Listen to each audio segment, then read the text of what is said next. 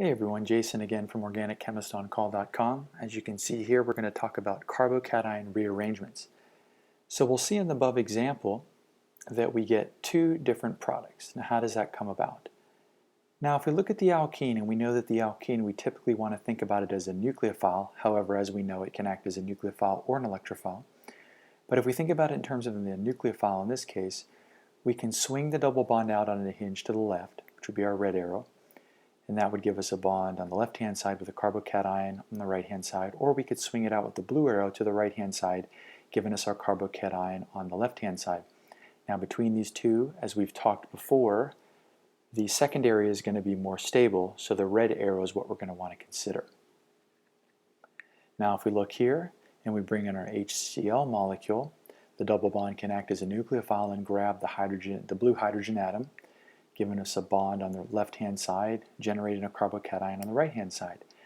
And to finish this mechanism, which we've seen before, the minus can then just come in and attack the carbocation, giving us our product.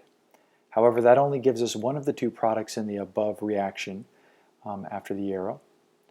But if we take this structure and we generate this carbocation, we'll notice that to the right-hand side there's a tertiary center.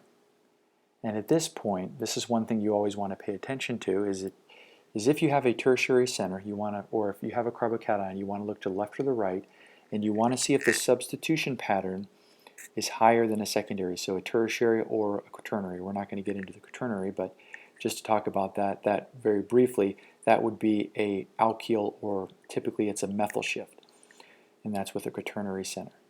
Now in this case, we've got a tertiary center, and with that we're going to do a hydride shift, and we'll see that when we shift our hydrogen just one carbon over, we move our carbocation where the hydrogen was, but now we can see we've gone from a secondary carbocation to a tertiary carbocation. So the whole driving force for this rearrangement is to generate a more stable carbocation. And the carbocation that you're always going to generate in these rearrangements is always a tertiary, whether it's the tertiary center that we saw or a quaternary.